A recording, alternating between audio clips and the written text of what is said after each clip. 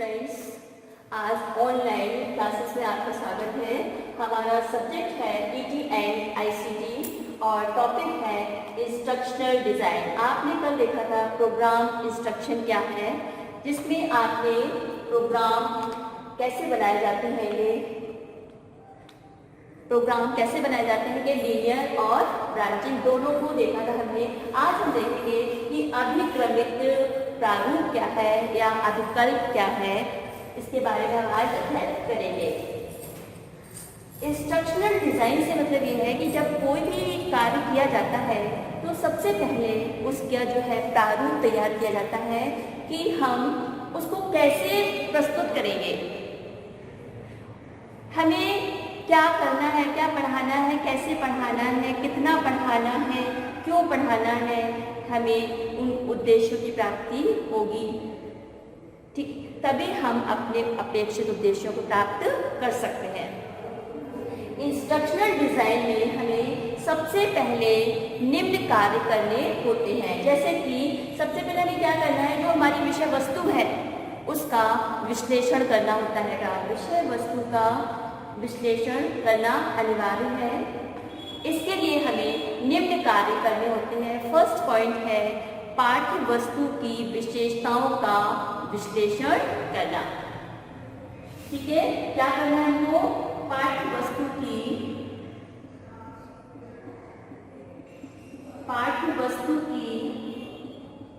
विशेषताओं का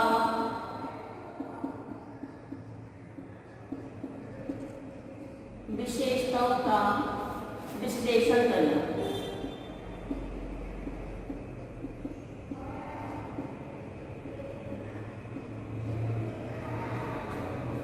सेकेंड, पाठ्य वस्तु की विशेषताओं का विश्लेषण करने के बाद हमें छात्रों की अनुक्रियाओं की प्रकृति का विश्लेषण करना होगा। छात्रों की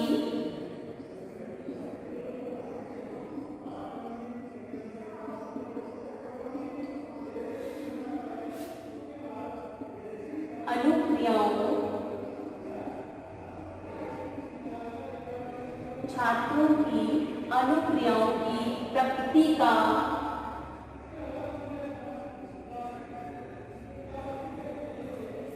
का विश्लेषण।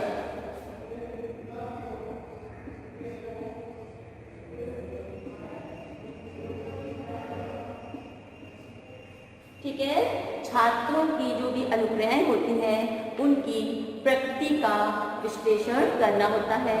नंबर 3 है आपका, उसके बाद में जो छात्रों के उद्देश्य तथा अधिगम स्तरों को भी ध्यान में रखा जाता है। इसमें छात्रों के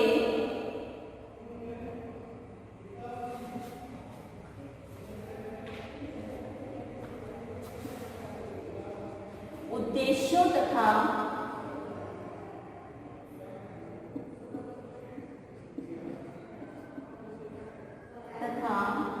अधिगम स्तरों का भी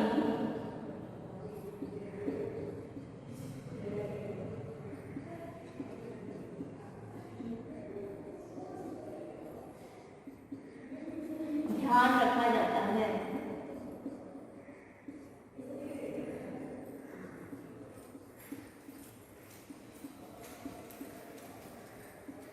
ठीक है, थर्ड पॉइंट है शिक्षण की विधि, प्रविधि और जो सामग्री है उसको भी विश्लेषित किया जाता है। उसको चयन करते हैं पहले, और सबसे पहले उसका विश्लेषण किया जाता है, फिर उसका चयन किया जाता है कि हमें शिक्षण की किस सामग्री का इसमें प्रयोग करना है। तो थर्ड पॉइंट है आपका शिक्षण विधि, प्रविधि तथा शिक्षण सामग्री। शिक्षण विधि,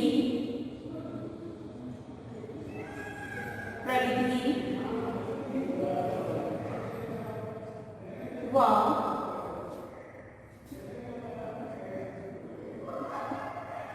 शिक्षण सामग्री का चयन किया जाता है।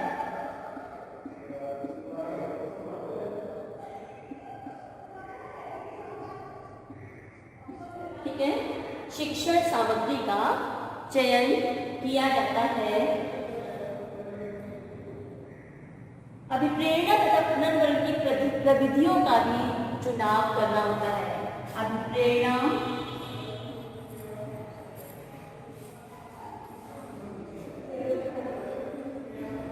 अभिप्रेरणा व पुनर्वलन के सिद्धांतों का भी, ठीक है, अभिप्रेरणा व पुनर्वलन की प्रविधियों का भी चुनाव किया जाता है।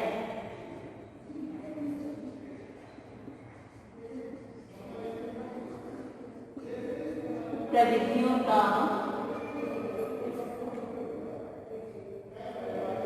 चुनाव।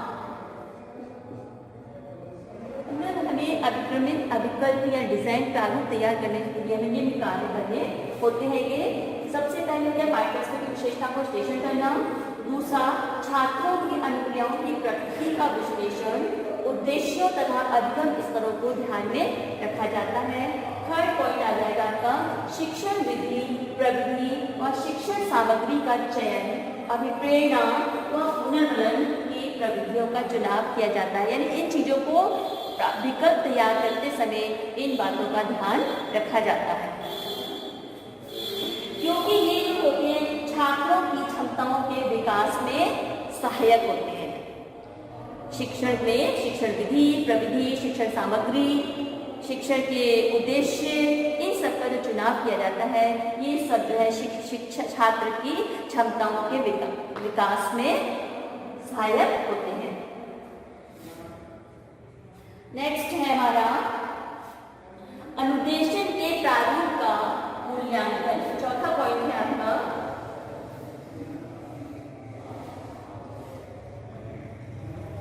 फोर्थ पॉइंट है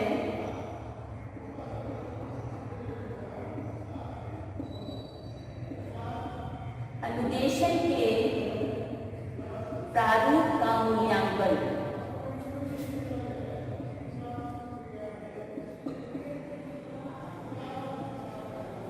अनुदेशन के प्रारूप का मूल्यांकन करना,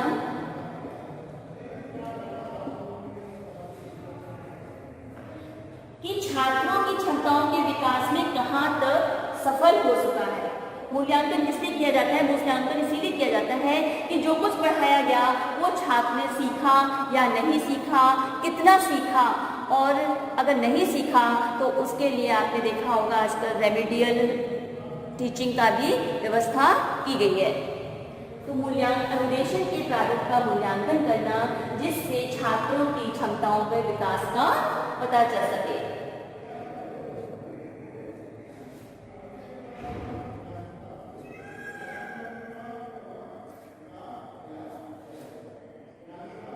छात्रों की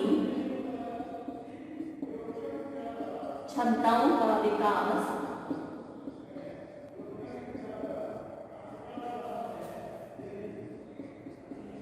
कहां तक हुआ है।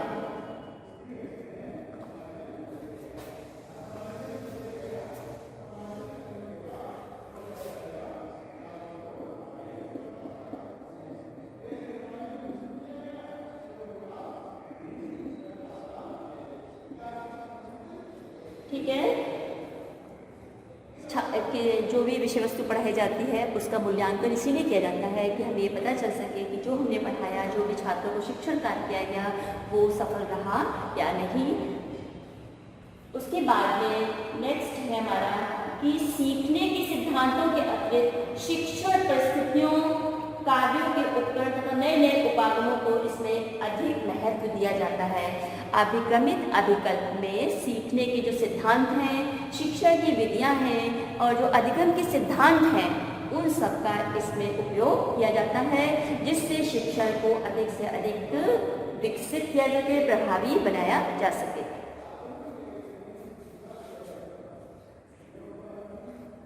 तो फिफ्थ पॉइंट में लिखेंगे शिक्षण के सीखने के सिद्धांतों के साथ साथ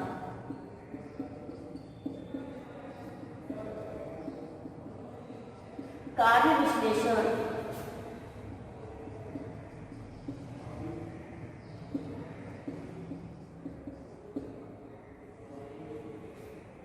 सीखने के सिद्धांतों के अतिरिक्त शिक्षण की जो है परिस्थितियां, कार्यों के उपकरण तथा नए नए उपागमों को उपागम व नए नए साधनों का इसमें उपयोग किया जाता है, जो कि शिक्षण के विकास में सहायक होते हैं।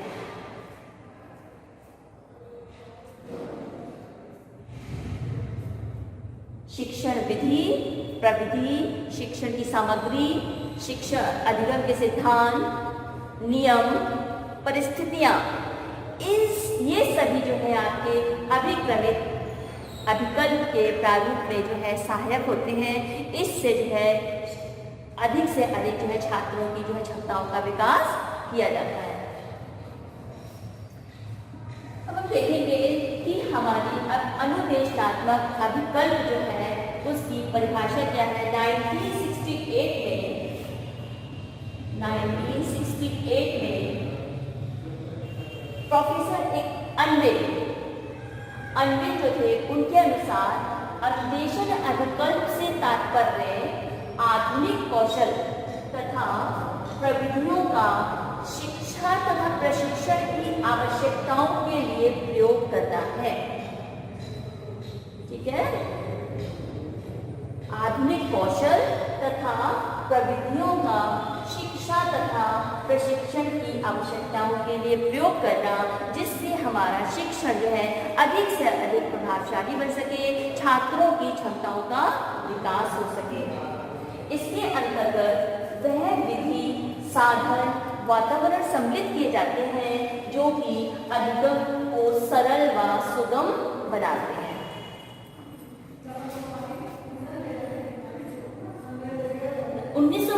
के बाद इस प्रकार की अनेक विचारधाराएं आरंभ हुई। 1950 के बाद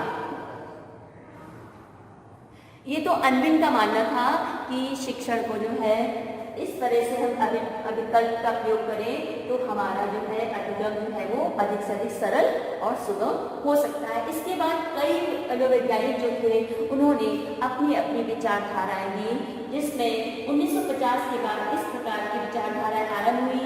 शिक्षा की व्यवस्था तथा प्रशिक्षण समस्याओं के प्रति अलग अलग उपायों का प्रयोग किया जाए।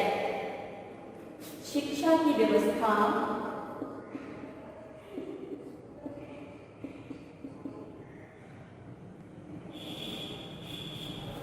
1950 के बाद की विचारधारा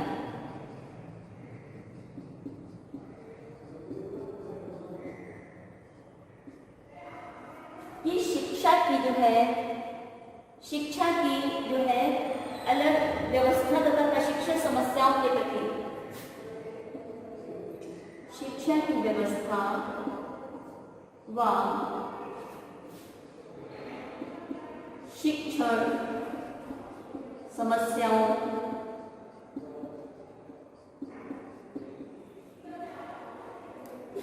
शिक्षण समस्याओं के प्रति अलग अलग उपायों का प्रयोग किया जाए।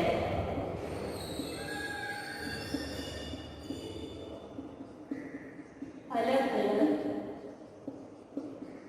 उपायों का प्रयोग किया जाए।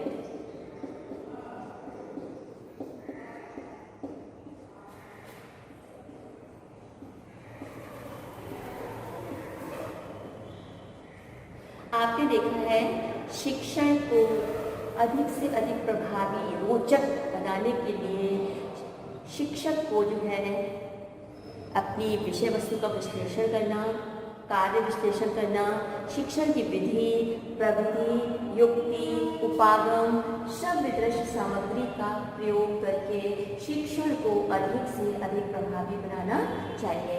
इसलिए उस सबसे पहले जो है हमें अपने कार्य को जो विश्लेषित करना चाहिए कि हमें कितना, कैसे पढ़ाना है, कौन सी विधि का उसमें प्रयोग करना है। तो शिक्षा की व्यवस्था और शिक्षा समस्याओं के प्रति अलग अलग उपायों का प्रयोग किया जाए। और दूसरे लोगों की विचारधाराएं थी, इन्हें 3 भागों में विभक्त किया गया है।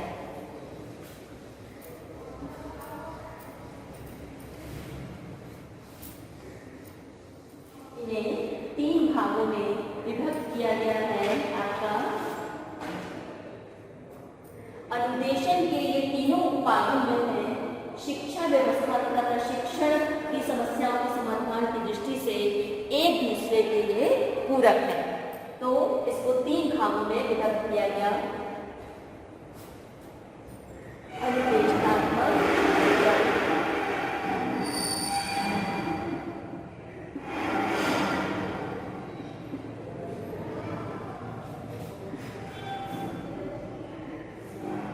विकल्प को 3 भागों में विभक्त किया। फर्स्ट, सेकंड और थर्ड। पहला था आपका प्रशिक्षण मनोविज्ञान।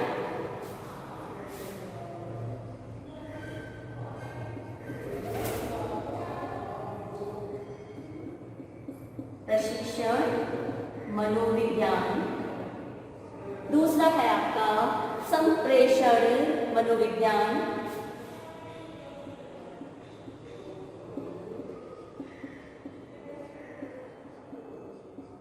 संप्रेषण मनोविज्ञान। और तीसरा है आपका शिक्षा प्रणाली या प्रणाली उपागम।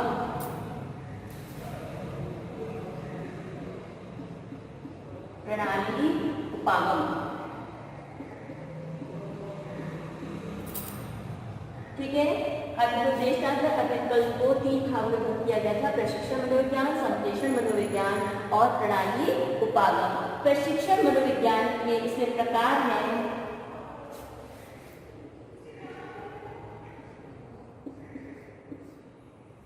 प्रकार इसमें स्तर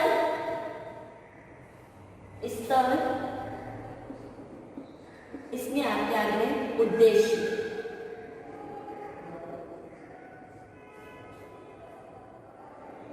अदा,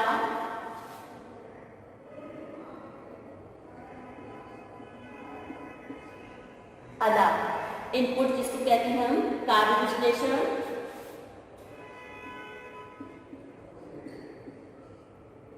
कार्य विश्लेषण। और आपका आता है प्रक्रिया पृष्ठपोषक।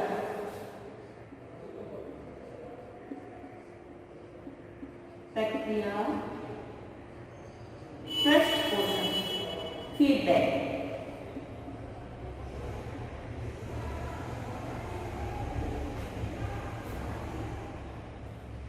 फीडबैक और तथा पुनर्बलन। पृष्ठपोषण तथा पुनर्बलन।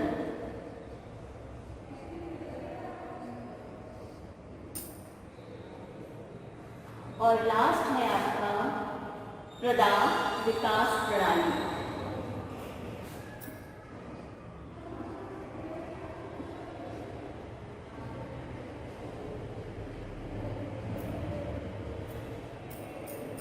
विकास प्रणाली। इस तरह से जो अनेक विचार, कई लोगों की जो मनोवैज्ञानिक है उनकी विचारधाराएं जो अलग अलग थी। अनुदेशन के ये तीनों उपागम शिक्षा व्यवस्था तथा प्रशिक्षण की समस्याओं के समाधान की दृष्टि से एक दूसरे के पूरक है। अनुदेशन के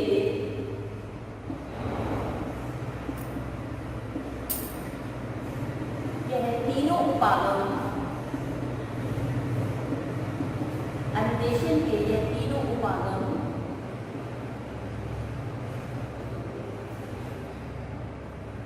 शिक्षण व्यवस्था तथा प्रशिक्षण की समस्याओं, शिक्षण व्यवस्था व प्रशिक्षण समस्याओं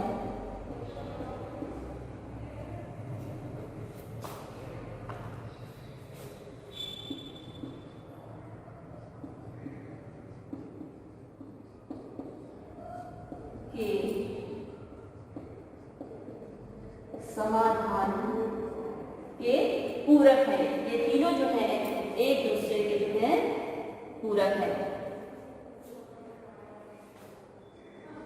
की दृष्टि से एक दूसरे के पूरक है।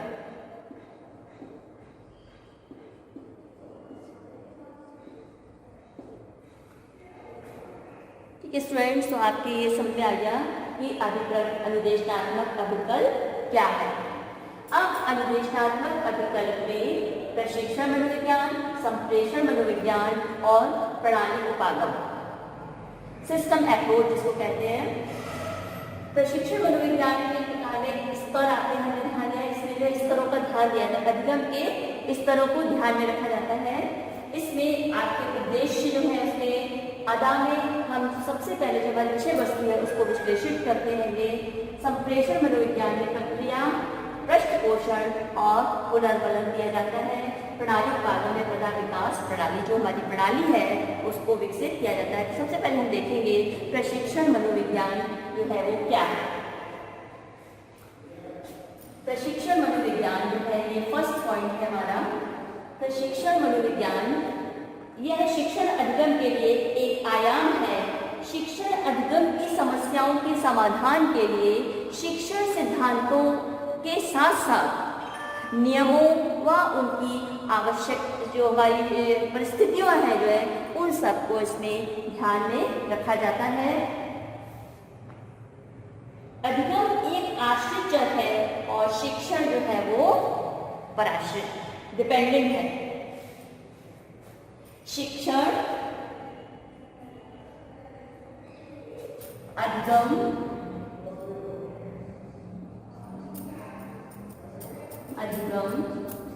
आश्रित चर है।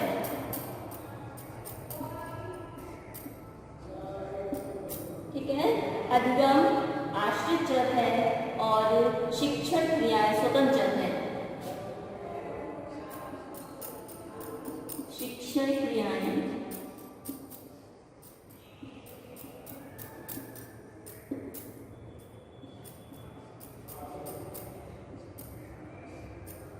स्वतंत्र होती हैं।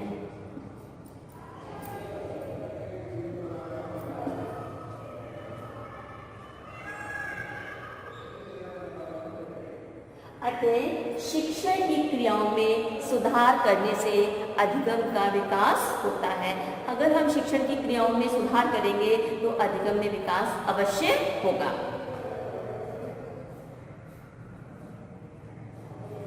प्रशिक्षण संस्थान जितने भी ट्रेनिंग इंस्टीट्यूट चल रहे हैं तो प्रशिक्षण संस्थानों में अधिगम के जो सिद्धांत हैं उन पर अधिक बल दिया जाता है। थ्योरीज ऑफ लर्निंग जो है उन पर अधिक से अधिक जोर दिया जाता है। शिक्षण के सूत्र हैं, सिद्धांत हैं, इस तरह से अधिगम के सिद्धांतों पर अधिक बल दिया जाता है। फिर भी हम जो है प्रभावशाली शिक्षक तैयार नहीं कर पा रहे हैं। अतः हमें प्रभावशाली शिक्षक तैयार करने के लिए शिक्षण के कार्यों का विश्लेषण किया गया।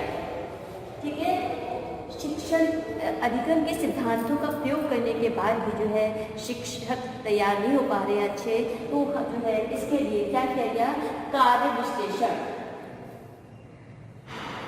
शिक्षण के कार्यों का विश्लेषण किया गया है जिससे शिक्षण के कार्य अधिगम स्वरूपों को विकसित कर सकें।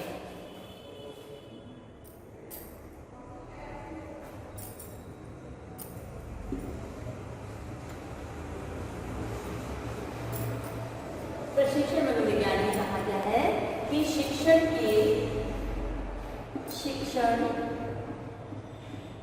कार्य को विश्लेषित किया जाए।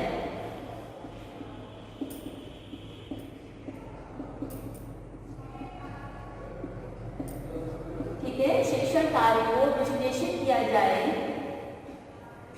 जिससे अधिगम स्वरूप जो है वो विकसित हो सके, जिससे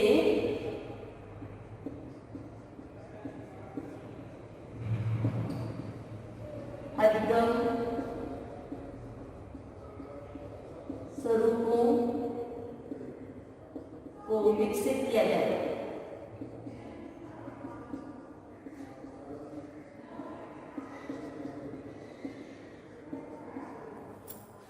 ठीक है, अगर कार्य विश्लेषण कर लिया जाएगा तो हमें आगे जो शिक्षण कार्य करने जा रहे हैं उसमें परेशानी नहीं होगी। अधिगम के जो स्वरूप हैं वो उनमें आसानी से जो उनको विकसित किया जा सकता है।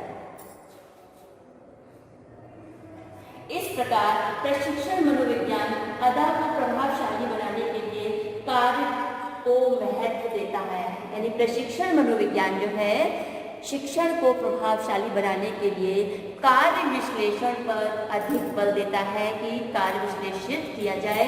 जो भी विषय वस्तु पढ़ाने जा रहे हैं उसको सबसे पहले उसकी विशेषताओं को ध्यान में रखें, उसकी प्रकृति को ध्यान में रखें, शिक्षण की विधियों को ध्यान में, विधियों का इन सब के द्वारा पहले उसका चयन किया जाए और फिर उस कार्य को विश्लेषित किया जाए।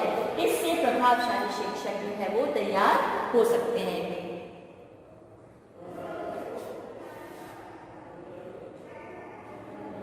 कार्य विश्लेषण के आधार पर ही कार्य विश्लेषण के आधार पर ही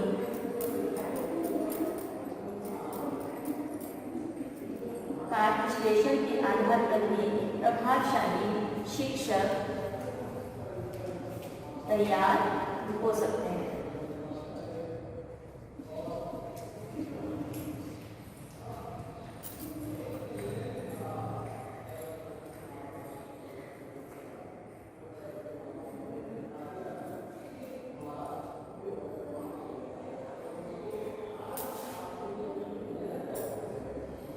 व्यावहारिक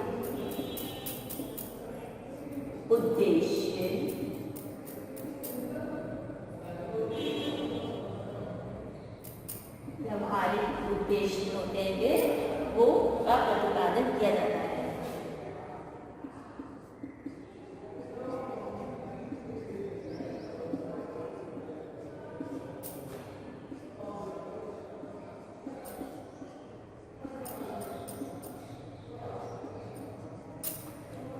स्टूडेंट्स, तो प्रशिक्षण मनोविज्ञान क्या है? प्रशिक्षण मनोविज्ञान में अधिगम के जो सिद्धांत हैं उनके साथ साथ जो है नियमों का, उनके स्तरों का, उनके स्वरूपों का भी ध्यान दिया जाए और अधिक से अधिक विकसित करने के लिए शिक्षण कार्य को विश्लेषित किया जाए, जिससे अधिगम स्वरूपों को विकसित किया जाएगा। कार्य विश्लेषण के आधार पर ही व्यावहारिक उद्देश्यों का प्रतिपादन किया जाता है। अब हम देखेंगे कि डिज़ाइन मतलब इसका जो है कुछ उदाहरण के लिए कि अतिक्रमित अभिकल्प का उदाहरण क्या है।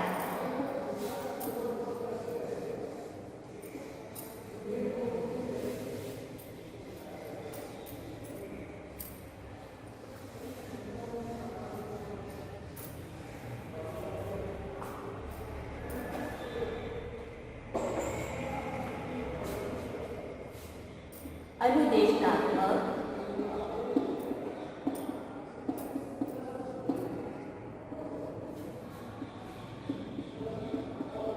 अभिकल्प, ठीक है, अनुदेशात्मक अभिकल्प प्रयोग का उदाहरण।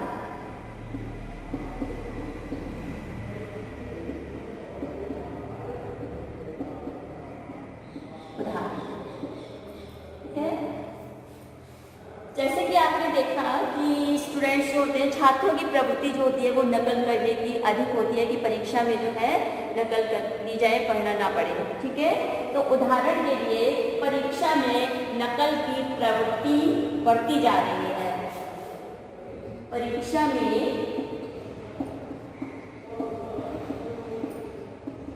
नकल की प्रवृत्ति बढ़ती जा रही है।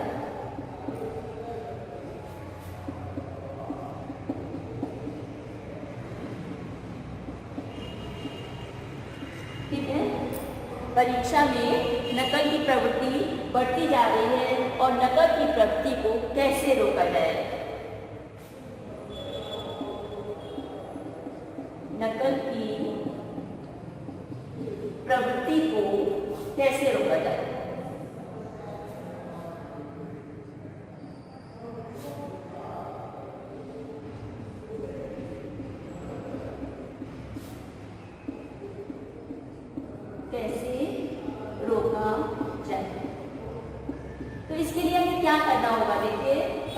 में नकल की प्रवृत्ति बढ़ती जा रही है और नकल की प्रवृत्ति को कैसे रोका जाए।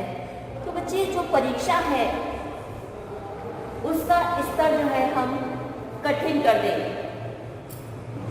कठिन से मतलब यहाँ पर ये है कि परीक्षा में कई बार आपने देखा है कि उनके उत्तर जो होते हैं वो गाइड में, पुस्तकों में मिल जाते हैं आसानी से, तो छात्र उसमें से देख करके नकल कर लेते हैं। एक बार आपको पता होगा एग्जाम में जो है बोर्ड में पुस्तकों का उपयोग करने के लिए अलाउ कर दिया गया था कि पुस्तक साथ में रखिए और आप जो प्रश्नों के उत्तर लिखिए, लेकिन वो सक्सेस नहीं हुआ। क्यों? क्योंकि छात्र जो है प्रश्नों के उत्तर उसमें ढूंढने में ही लगा रहता है, क्योंकि उसने पढ़ा तो है नहीं और वो पूरे पार्ट में ढूंढेगा तब तक उसका टाइम निकल जाएगा। तो इसलिए हमें क्या करना चाहिए कि हम जो है नकल की प्रवृत्ति जो है वो उसको रोका जाए। तो फर्स्ट है परीक्षा के प्रश्नों का स्वरूप ऐसा हो, परीक्षा के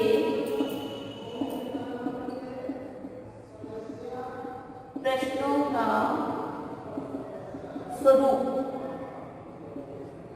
ठीक है, परीक्षा के प्रश्नों का स्वरूप ऐसा हो जिनका उत्तर पुस्तक और गाइड में ना मिले। ऐसा हो जिसके उत्तर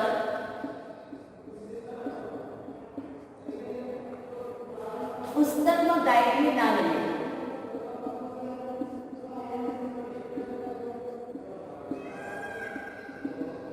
ठीक है, एक तो ये हो गई, और दूसरा हो गया कि छात्रों को जो है उस परीक्षा के प्रश्नों का कठिनाई स्तर बढ़ा दिया जाए। ठीक है, परीक्षा के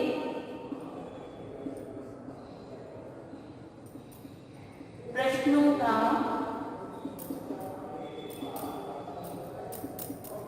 कठिनाई स्तर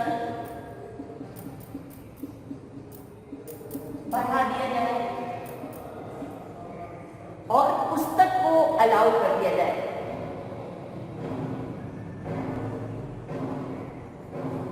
वह परीक्षा में छात्रों को पुस्तक की अनुमति दे दी जाए।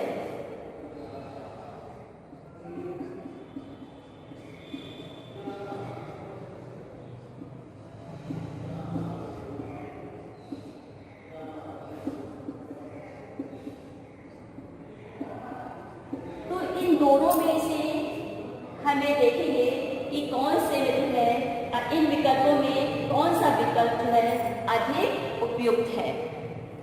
तो मेरा मानना ये है कि सेकंड वाला विकल्प जो है वो अधिक उपयुक्त है, इसलिए विद्यालय में इसका प्रयोग किया जाए। परीक्षा प्रश्नों का कठिनाई स्तर बढ़ा दिया जाए। ठीक है, यानी पुस्तकों का उपयोग करने के लिए अनुमति दे दी जाए और परीक्षा का कठिनाई स्तर बढ़ा दिया जाए, जिससे कि छात्र जो है उन स्मृति स्तर तक सीमित ना रहे। जब कठिनाई स्तर बढ़ा देंगे और पुस्तक अलाउ कर दी जाएगी तो छात्र का जो स्मृति स्तर है वो सीमित नहीं रहेगा, कि मतलब जो याद करके आया बस वही लिखना है उसको। पहले यह प्रयोग किया गया, लेकिन यह प्रयोग जो था वो सफल नहीं हुआ। इसके बाद में जो फर्स्ट वाला था उसी को ही अप्लाई किया गया। उसमें ऑब्जेक्टिव क्वेश्चंस कर दिए गए, शॉर्ट आंसर्स कर दिए गए और निबंधात्मक प्रश्न कर दिए गए, लेकिन पुस्तकों की अनुमति नहीं दी गई, जिससे कि छात्र जो है वो इसको जो है अतः परीक्षा प्रश्नों के स्वरूप में परिवर्तन किया जाने लगा। परीक्षा का जो स्वरूप है उसको बदल दिया गया है और परीक्षा के प्रश्नों में सूक्ष्म उत्तर तथा निबंधात्मक प्रश्नों को सम्मिलित किया जाए। अभिकल्प में समस्या का समाधान है वो वैज्ञानिक ढंग से किया गया है, यानी इस अभिकल्प में समस्या का समाधान वैज्ञानिक ढंग से किया जाता है। जो हमारा अभिक्रमित अभिकल्प है, इसमें जो कोई भी समस्या होती है ये उसका समाधान जो है वो वैज्ञानिक ढंग से किया जाता है। तो सेकंड वाला जो था वो क्या हुआ, फर्स्ट वाले में तो कहा था कि उसको रोका जाए, सेकंड में था पुस्तकें दे दी जाए, लेकिन पुस्तकों देने से जो है वो परीक्षा में सफल नहीं हो पाई हमारी जो योजना थी, इसलिए फर्स्ट वाला ही जो है वो सही है। इस जो प्रश्नों की जो बनाने का स्तर है उसको बदल दिया जाए स्वरूप को, और वैज्ञानिक ढंग का प्रयोग किया जाए।